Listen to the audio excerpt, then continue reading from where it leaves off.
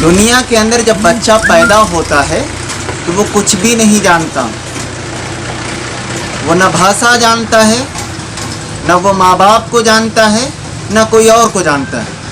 اس کو بتانے والے اس کے ماں باپ ہوتے ہیں، اس کو سکھاتے کون ہیں؟ اس کے ماں باپ سکھاتے، بیٹا تمہیں اس بھاشے میں بولنا ہے، بیٹا تمہارا یہ نام ہے، بیٹا تمہارا یہ پہچان ہے۔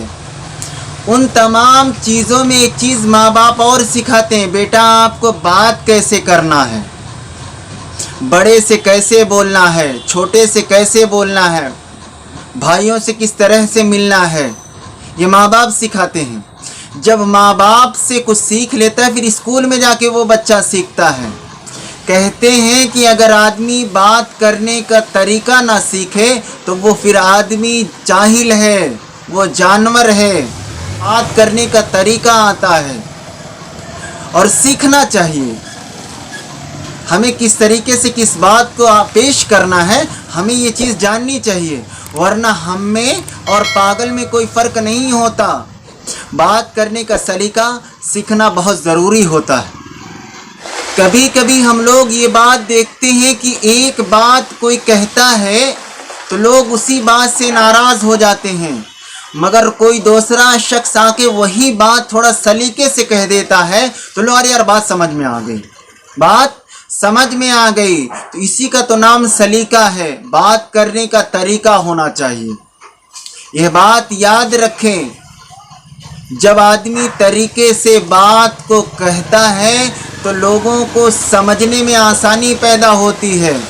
میں ایک واقعہ آپ لوگوں کو سناتا ہوں، میں اکثر اپنی باتوں میں ایک واقعہ لا کے سنا دیتا ہوں، اور واقعات اس لیے سناتا ہوں تاکہ بات کو سمجھ میں آ جائے۔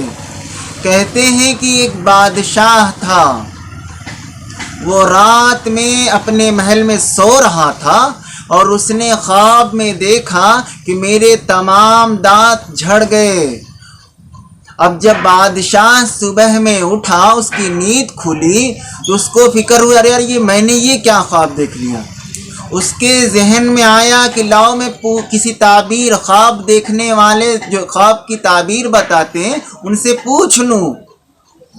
اس نے خواب کی تعبیر بتانے والے جو تھے ایک شخص کو بلایا، اور بلانے کے بعد اس سے کہنے لگا میں نے رات کو ایسا ایسا خواب دیکھا ہے، بتاؤ بھائی اس کی تعبیر کیا ہے۔ اس شخص نے کہا کہ بادشاہ سلامت، آپ کی پوری خاندان آپ کے سامنے مر جائے گی اور اس کے بعد آپ بھی مر جائیں گے۔ بادشاہ کو غصہ آ گیا۔ بادشاہ کو جب غصہ آیا تو کہا، اس نے حکم دے دیا اس کی گردن مار دو، اس کی گردن مار دو۔ یہ کہتا ہے کہ میری پوری خاندان مر جائے گی، کیسا تعبیر بتانے والا، اس کے بعد میں مر جاؤں گا۔ اس نے کہا کسی دوسرے خواب کی تعبیر بتانے والوں کو بلاؤ۔ دوسرا شخص آیا، اس سے بھی کہا کہ میں نے رات کو خواب دیکھا ہے کہ میرے سارے دانت جھڑ گئے۔ تو جب وہ خواب کی تعبیر دیکھنے والے نے یہ بات سنی تو خوشی کا اظہار کیا، اور اظہار کرنے کے بعد کہنے لگا بادشاہ سلامت مبارک ہو، بادشاہ سلامت مبارک ہو، آپ کی عمر آپ کے خاندان سے سب سے بڑی ہوگی، آپ کی آنکھوں کے سامنے ساری خاندان جائے گی، اس کے بعد آپ کہیں جائیں گے۔ تو پتہ یہ چلا بات تو دونوں نے۔ اب بادشاہ خوش ہو گیا۔ جب بادشاہ خوش ہو گیا تو اس کو انعام و اکرام دیا۔ اب میں پوری بات کا نچوڑ بتاتا ہوں۔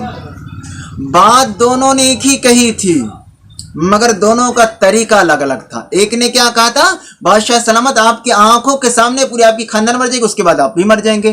مگر دوسرے نے کیا کہا، بات وہی کہا ہے مگر کیا کہا ہے، طریقہ اس کا کیا تھا کہنے کا۔ اس کا کہنے کا طریقہ یہ تھا کہ بادشاہ سلامت آپ کی عمر سب سے لمبی ہے پورے خاندان میں، آپ اپنے خاندان میں سب سے بڑے ہو کر پھر مریں گے، آپ کی آنکھوں کے سامنے سب چلے جائیں، اس کے بعد تب آپ جائیں گے۔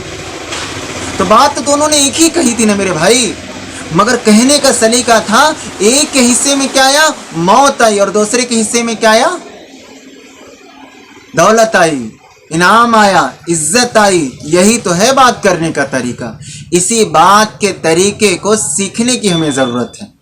कब कौन सी बात कहाँ करनी चाहिए ये हमें सीखने की ज़रूरत है। नहीं समझ में आए तो लोगों से पूछने की ज़रूरत है उलमाए कराम से जाके पूछिए, उस्ताद से आप इसकी ट्रेनिंग लीजिए। याद रखिए, जब बात करने का तरीका आ जाता है आदमी का तो तमाम चीज़ें फिर आदमी तरक्की करता है। दुनिया के अंदर जितने ताजिर गुजरे हैं या दुनिया में जितने ताजिर मौजूद हैं, जो दुनिया में जितने सेल्समैन मौजूद हैं, सब क्या करते हैं? बात ही तो करते हैं, मगर बात को सलीके से कहते हैं। इसलिए दोस्तों हमें भी कोशिश करनी चाहिए कि बात का तरीका और बात का सलीका दोनों कोशिश करने की चाहिए कि हमें आ जाए और इसका सीखना चाहिए। अल्लाह हम सबको अमल की तौफीक अता फरमाए।